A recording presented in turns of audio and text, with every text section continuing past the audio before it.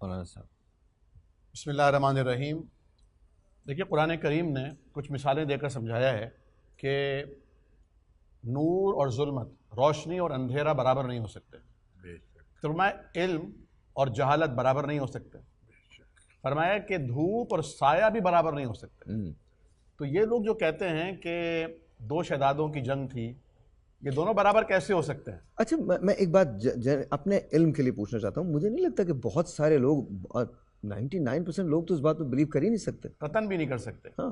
اور اس وقت آپ یہ دیکھیے کہ حضرت فاروق اعظم رضی اللہ تعالیٰ عنہ کے صاحبزادے ہیں جو عاشق سنت رسول مشہور ہیں، صحابہ میں بھی اور تابعین میں بھی، پوری امت میں. حضرت عبداللہ بن عمر رضی اللہ تعالیٰ عنہ اپنے بابا جان کے پاس آتے ہیں، امیر المومنین ہیں، اور آگے کہتے ہیں کہ بابا جان میں جس وقت حضور کریم کے آگے آگے تلوار لے کر چلا کرتا تھا، یہ حسن اور حسین اس وقت لمبے کرتے پہن کر اپنے کرتوں میں الجھ کر گر جایا کرتے تھے. اتنے بچے تھے، معصوم تھے. لیکن آپ نے جو بیت المال سے وظائف مقرر کیے ہیں، ان کا وظیفہ بہت زیادہ ہے اور میرا بہت کم ہے. میں یہ تو نہیں کہتا کہ ان کا وظیفہ بھی میرے برابر کر دیجئے، لیکن میرا وظیفہ تو آپ ان کے برابر کر سکتے ہیں نا. فرمایا کہ نہیں. کہا کیوں؟ فرمایا اس لیے کہ تم پہلے ان کے باپ جیسے باپ لے کر آؤ، ان کی ماں جیسی ماں لے کر آؤ، ان کے نانا جیسا نانا لے کر آؤ. جب یہ نسبتیں تمہاری نسبت کی طرح نہیں ہو سکتی تو ان کا اور تمہارا رتبہ اور وظیفہ بھی برابر نہیں ہو سکتا. تو یہ عبداللہ بن عمر رضی اللہ تعالیٰ عنہ جیسی شخصیت کو فاروق اعظم جواب دے رہے ہیں. دیکھیے ضرورت اس بات کی ہے کہ اسلام کا یہ جسد جو ہے نا، جسم اسلام، جس طرح مسلمانوں کا جسم ہے اس طرح ایک اسلام کا بھی جسم ہے. اس جسد اسلام کی دو آنکھیں ہیں، ایک صحابہ کرام ہیں اور ایک اہل بیت اطہار ہیں. صحابہ کرام جس طرح ہمارے لیے حضرت علی، حضرت فاطمہ، حضرت زینب، جس طرح حضرت حسن، حضرت حسین اور آپ کی ساری آل انتہائی قابل احترام ہے، ہماری آنکھوں کا سرمہ ہے، ہمارے سر کا تاج ہے. ہم، ہمارے ماں باپ، ہماری نسلیں ان کی عظمت و تقدیس پر قربان ہیں. سبحان اللہ. بے شک. بالکل اسی طرح حضرات صحابہ کرام بھی حضور کریم صلی اللہ علیہ وسلم کی زبان اقدس سے نکلے ہوئے اس اعزاز کے مصداق ہیں کہ الصحابۃ کلہم عدول. سبحان. جس طرح عظمت اہل بیت کے ہم قائل ہیں، اسی طرح عدالت صحابہ کے بھی قائل ہیں. تو اب ضرورت اس بات کی ہے کہ اسلام جو سارے مسلمانوں کا دین ہے، کسی ایک مسلک کا دین نہیں ہے وہ. اب سچویشن تو یہ ہے کہ ہم تقسیم در تقسیم، تقسیم در تقسیم کے عمل سے دوچار ہو کر، ہر مذہب میں کئی مذاہب ہیں، ہر مسلک میں کئی مسالک ہیں، ہر فرقے میں کئی فرقے ہیں، ایک سلسلے میں کئی سلاسل ہیں، یعنی تقسیم در تقسیم ہو رہے ہیں ہم.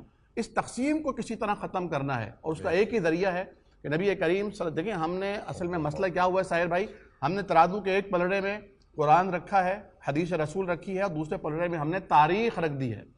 تاریخ تو رد و یابت سے بھری ہوئی ہے، اس میں صحیح باتیں بھی ہیں اور بہت سی باتیں لکھ بھی دی گئی ہیں. ہاں اب ہم چاہتے ہیں انصاف کریں. اب انصاف نہیں ہو سکتا. انصاف ہوگا اسی شکل میں کہ ما انزل اللہ وما قال الرسول.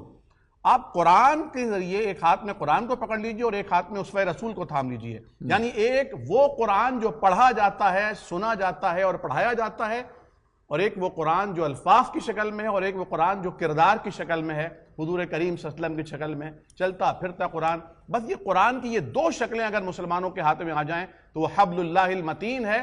وَاعْتَصِمُوا بِحَبْلِ اللَّهِ جَمِيعًا وَلَا تَفَرَّقُوا. اب سچویشن یہ ہے کہ آدھی رسی 1.5-2 فٹ کی میرے ہاتھ میں ہے، آدھی رسی 2 فٹ 1.5 فٹ کی کسی اور کے ہاتھ میں ہے.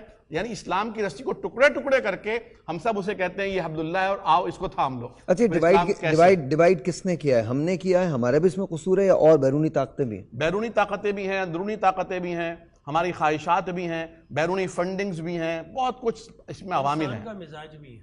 جی مزاج بھی ہے. کس کا مزاج؟ انسان کا اپنا مزاج بھی ہے. انا والا غیری کی جو فطرت ہے کہ بس میں ہی میں ہوں. اور یہ ڈیوائیڈ صرف پاکستان میں نہیں ہوا ہے، تو 1400 سال سے ڈیوائیڈ چلے آ رہے ہیں.